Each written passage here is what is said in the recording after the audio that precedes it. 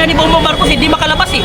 Bakit? Takot. Oo. Sabi na nga ng Supreme Court, bobo kayo mga congressman eh. Soto, namumuti ng muk mo, bobo ka pa rin, gago. Ang dapat sa'yo, mag-host ka na lang sa Itbulaga. Veterano ka sa Senate, pero bugok ka sa batas. Mag-Pepsi, Paloma ka este. Mag-Pepsi ka na lang muna sa Itbulaga. Sabi nyo kay Duterte na dutae, yan tuloy presidente nyo, hindi makatae. May almoranas ang puwit ni Bongbong Marcos. Kakanakaw ninyo, pati tiyan ng amo ninyo may bulsa. Wala namang taga-suporta si Abante. Wala nang bumoto kay Abante. Natalo nga siya, kaya lang naupo na congressman si Abante dahil dinisqualify ng bobong si George Garcia ang nakalaban ni Abante. Dahil ang katotohanan, walang taga-suporta si Abante na utak hipon. Dilaan mo muna ang puwit mo, boy Dila. Congress Dila. Yung mga vlogger nga ni Bongbong Marcos, hindi makalabas eh. Bakit? Takot. Takot? Paano ba yan? 2028, pag hindi na-impeach si Sara, tukhang na naman. Paano nila ma-impeach si Sara? Naging multiple impeachment. Paano mo nga ma-impeach si Sara? Sinabi nga ng Supreme Court na bobo yung mga congressman eh. Unconstitutional, tapos ipipilit nyo pa yung impeachment. Oo. Sabi na nga ng Supreme Court, bobo kayo mga congressman eh. Inulit kasi nila uli. Mas matalino pa si Soto sa Supreme Court. Soto, namumuti ng muk mo, bobo ka pa rin, gago. Ang dapat sa'yo, mag-host ka na lang sa Itbulaga. Itbulaga. Di ba? Kasi, Ano masasabi mo? sabihin mo, veterano ka sa Senate? Veterano ka sa Senate, pero bugok ka sa batas. Huwag kang makialam. Sabi nga ni attorney, huwag kang pumasok sa hindi mo teritoryo eh. Kaya nga eh. Di ba? Mag-Pepsi, Paloma ka este. Mag-Pepsi ka na lang muna sa Itbulaga. Wala nang Paloma, Pepsi na lang. Baka mamaya, di ba? So, ano masasabi mo na sa sinasabi ng mga supporter ni Marcos na dutae yung Yan ang mga sabi natin. Kakasabi nyo kay Duterte na dutae, yan tuloy presidente nyo, hindi makatae. May almoranas ang puwit ni Bongbong Marcos. Kakadutae ninyo, amo nyo hindi makatae. Kakanakaw ninyo, pati tiyan ng amo ninyo may bulsa. Diba? May bag. May bag ang kanyang tiyan. Mark, si Abante lang hindi susuportahan. Abante, hindi susuporta kay BP Sara. Hindi kailangan ni BP Sara ang suporta galing kay Abante. Hindi kailangan ng mga taga-suporta ng Duterte. Suporta galing kay Duterte kasi wala namang taga-suporta si Abante. Wala nang bumoto kay Abante. Natalo nga siya, kaya lang naupo na congressman si Abante dahil dinisqualify ng bobong si George Garcia ang nakalaban ni Abante. Dahil ang katotohanan, walang taga-suporta si Abante na utak hipon. Binili ba? Binili? Oo. Dilaan mo muna ang puwit mo, boy Dila. Congress Dila. Kuya Mark, ano daw ginagawa natin dito sa Supreme Court? Kami ay nandito sa Supreme Court para isumiti namin ang ating nakalap na signature mula sa mamamayang Pilipino na nagmamahal sa kay Duterte dahil ayaw natin, hindi natin nagustuhan yung pambababoy kay Duterte, pambababoy sa karapatan ng bawat Pilipino. Unang-una sa lahat, meron tayong batas na umiiral. Bakit kailangan pa natin ipadala sa dahil si PRRD? Diba? Kaya tayo ngayon na nandito para ibigay sa kanila yung petisyon na pagpapawi kay PRRD. Tayo ay nagsusumamo sa kataas-taasan hukuman ng Republika ng Pilipinas na ibalik dito si PRRD. Na ipus ng Supreme Court itong administrasyong bangag na maipabalik dito si PRRD. Dahil kung wala naman palang kwenta ang batas sa atin, huwag na tayo mag-aral ng abogado. Doon na lang tayo nitisin sa ibang bansa lahat. Diba? Diba? Ano? Tama! May tama ka! May tama tayong lahat. Ilan daw po ang mga isasubmit ngayon na bill? Ay, hindi namin kayang bilangin na isusubmit namin dahil yung iba nandun pa sa ibang bus. Isang bus pa lang ang dala namin. Oo, isang bus pa lang ang dala namin. At Partial Xerox pala. lamang ang dala namin. Hindi namin ibibigay ang original. Di ba?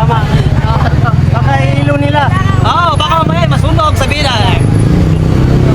At saka yan, merong pangalan, merong address, merong number, merong ID number, may signature. Baka mamaya sabihin nila, mga patay, bumoto, pumirma. Di ba? Walang dayaan yan. Walang dayaan. At saka walang sapilitan yan, ha? Walang sapilitan, walang pinili. Talagang Pilipino ang kusang nagpipirma para ipakita ang suporta nila sa dating Pangulong Rodrigo Duterte. Hindi gaya na yung administrasyon, present na present pero negative 3 ang trust rating niya. Mas mataas pa ang trust rating ng mga lamok kaysa kay Duterte. Kaysa kay Marcos. Di ba? Ang IQ ni Bongbong Marcos ay 0.1. Mas malakas ang IQ ng lamok. Insulto na naman yung mga bangag na adik.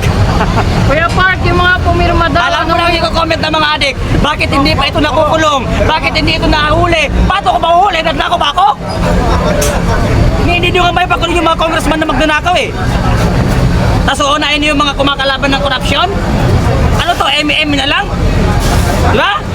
Ano tanong mo? Mark, ano Oh. daw yung mga binili nung pumirma sa inyo, sa mga sa atin? Wala. Ang binili ng mga pumirma sa atin, sana maipabalik na ang dating Pangulo dito sa ating bansa. Yun ang mga sinasabi ng mga pumipirma. At ang gusto nila, pag nakawin si PRRD, ibalik si Bongbong Marcos sa dahig. Pati ang nanay niyang magnanakaw, pati yung asawa niyang parang zombie. Lahat ng pamilya Marcos dapat isumpa, dapat palayasin sa Pilipinas. Dahil mula sa record nila hanggang sa ninuno nila, puro mga magnanakaw mga Marcos. Sir, ano po message niyo sa Marcos admin? Ang Marcos administration, ito ang masasabi namin. Masasabi, panawagan namin mga Pilipino Marcos. Kung hindi mo na kayang pamunuan ang ating bansa at resolbahin ang problema ng ating bansa, mas mainam na bumaba ka sa posisyon at lumayas ka sa ating bansa. Dahil kinamumuyan ka ng buong Pilipino dahil sa ginagawa mong pambababoy sa batas ng Pilipino at sa mga karapatan ng bawat Pilipino. So, Bongbong Marcos, huwag mong pakinggan ang asawa mong parang zombie, mga pinsan mo magdanakaw. Ipakulong mo ang dapat ipakulong at kasama ka sa dapat managot at makulong. Dahil ikaw nag-aproba sa mga pinanakaw ng mga congressman at pinsan mo magdanakaw si Baton Romualdez. Bakit po kayo ngayon nandito sa harap ng... At nandito kami sa harap ng Supreme Court para isubmit namin ang petition ng mamamayang Pilipino na dapat may pabalik nyo si PRRD. Kaya ngayon, February 23, ay daladala namin ang mga suporta, ang mga pirma ng mga mamamayang Pilipino na naniniwala kay PRRD at itong panawagan namin na i-push ng government ng Supreme Court ang Administrasyon Marcos na kunin si PRRD at ibalik ang ating bansa. Dahil meron naman tayong batas sa Pilipinas. Diba? Meron tayong umiiral na batas sa Pilipinas. Meron tayong mga talinong mga abogado na dapat umusga kung ikaw ba'y nagkasala o hindi. Unang-una sa lahat, si PRRD walang kaso sa Pilipinas. Diba? Ilan pong grupo ito at ilan po yung mga pumirma sa Pilipino? Marami ang pumilma sa Pilipinas pero yung dala namin nasa 500,000 ba yun? 100,000 ang isasubmit. 100,000 pa lang ang isasubmit namin Pero ngayon. meron na tayong At, 500,000. yes, meron. Pero 100,000 lang muna kasi ito yung first batch. So meron pa kaming second batch, third, fourth, fifth, hanggang sa makuha namin ang lahat ng boto ng mamamayang Pilipino nagmamahal kay PRRD. Anong grupo po ito mula po sa... Meron tayong mga Duterte Riders and of course, sumuporta rin ng UP, ano yung tawag yan? UPI. Andito ang mga DDS support sa iba pang mga grupo, mga iba pang sektor, hakbang ng maisog, mga DDS, lahat ng grupo. Ang AGLO, andyan, at iba pang mga walang grupo na nakisama at nakisabay. Andyan lahat po, Madam Chair. At hindi kami bayad. At hindi kami bayad at kami ang nagbabayad sa mga congressman. Kami Kaya huwag sabihin ng mga vlogger ni Marcos na kami ay mga bayaran.